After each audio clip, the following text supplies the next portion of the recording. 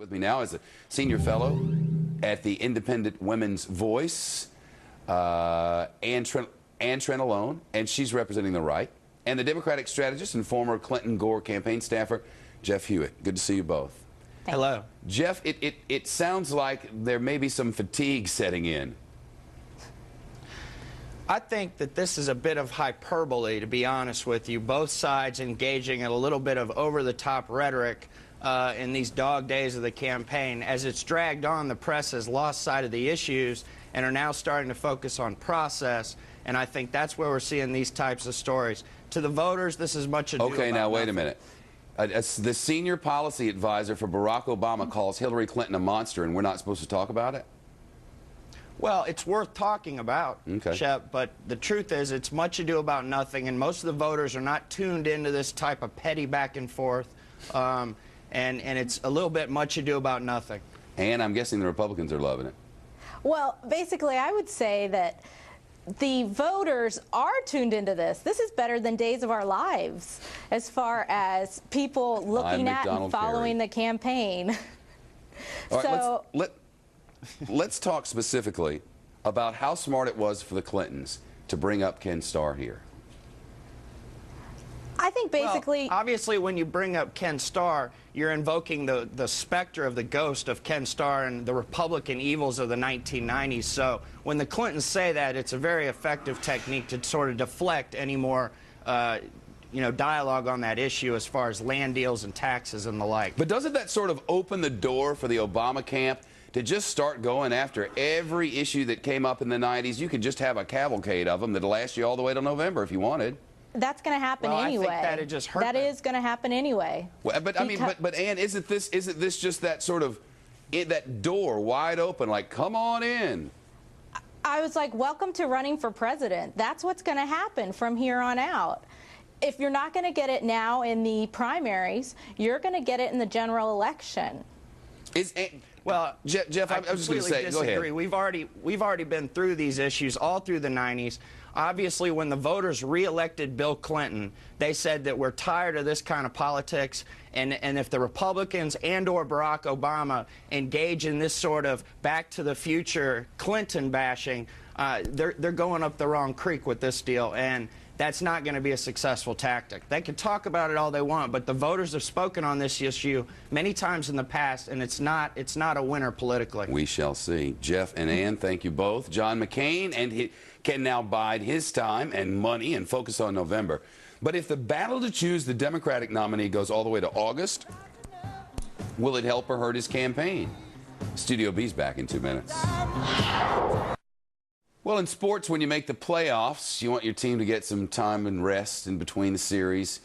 But if you have too much time, you can lose your edge, you know. Senator John McCain's already pretty much guaranteed the GOP nomination more than 6 months before the Republican National Convention.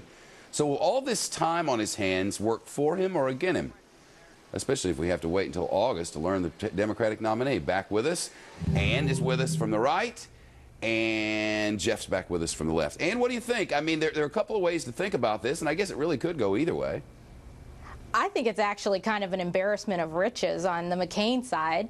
Look at the time you have to do research, get your people in place. You don't have to spend as much money as possibly the Democrats are on the other side in continuing a hard-fought battle.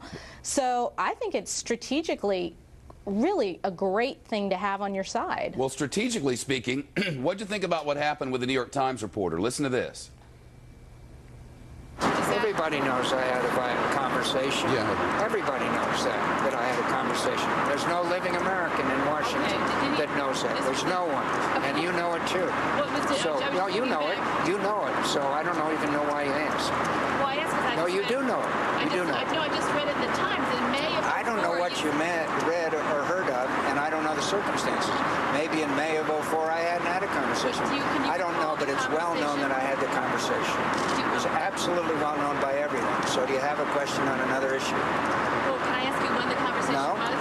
No, because the issue is closed as far as I'm concerned. Everybody knows it. Everybody knows it in America. Can you describe the conversation? Pardon me? Can you describe the conversation? No, of course not. I don't describe private conversations. Okay, can I ask you... Why should I? Then there's no such thing as a private conversation. Jeff?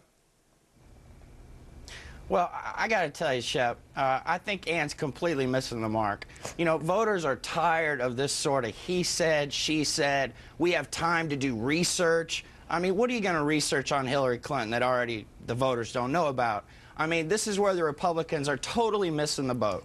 This election for president this time is about vision and hope and moving forward with America, whether that's Hillary or Barack, and it's not about time to go do some research. McCain is at a huge disadvantage at this point because the dialogue until August is going to be about Hillary Clinton and Barack Obama and where they call each other petty names in between. The bottom line is that the voters are hearing the Democratic message, and when they go to the general election, that's what they're going to respond to. You know, people have talked for a long time about John McCain and this temper thing. Does that seem like a temper thing to you there? I mean, a little bit, you know. So the guy is a U.S. senator, and he might be a president, and he has a little bit of a temper. That doesn't really bother me. And you know, that didn't seem much like temper to me.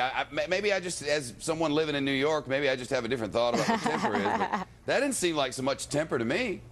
I think it was a bit of, he was perturbed, I would say.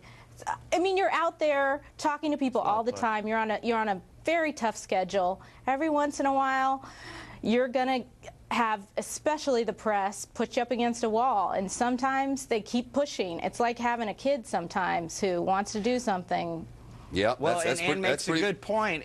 Ann makes a good point. If this man's going to hold the Oval Office, he's going to be, quote, pushed against the wall sometime. And that's a key thing that we are going to look for with independent voters in November. When this man is pushed to the wall, does he respond as a president, or does he respond in a perturbed way and let his temper get the best of him? I think that's an important issue to discuss. If that's your temper getting the best of you, I'm in deep trouble. Jeff and Ann, thanks a lot. Ron Paul's long shot run for the White House could finally be coming to an end. The Texas Republican congressman posting a video online.